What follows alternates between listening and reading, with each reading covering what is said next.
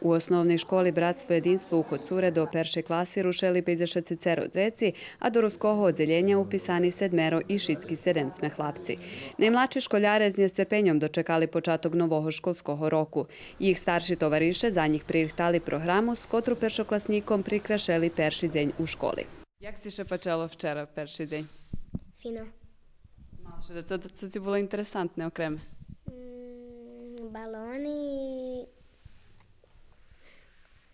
Učiteljka. Як си ще почало перший день у школі? Dobre. Upoznal si veľa nových petaša? Hej. Zo zintonovanjem državnih himni i u osnovnej i štrednjej školi z Domom školjarov Petro Kuzmjak včera počal novi školski rok i z tej nahodi okreme privitani 30 peršoklasniki.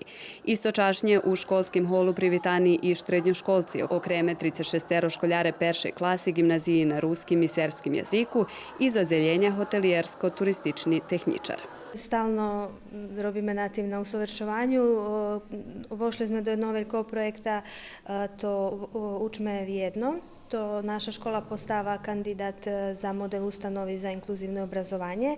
6 takih školi vybrani na úrovnju celej Srbiji i medzi njima i naša škola. To bar značne za našu školu, pretože še na taký spôsob kladzeme na mapu obrazovanja u Srbiji. Mi boli na jednim fahovim usavršovanju nastavníky u Beogradze, a teraz dalej to projektori trvá 2 roky, takže aktivnosti, co se dotýkajú toho projekta Gljem Šlidza. Za peršoklasnikov u osnovnej školi Petro Kuzmjak opština Kula obezpečala besplatni školski pribor i komplet učebnikoh. Perše polročje za šitskih školjarov bude tirvac po 30. december, a druge polročje počinje 16. januara i bude tirvac po 20. juni 2023 roku.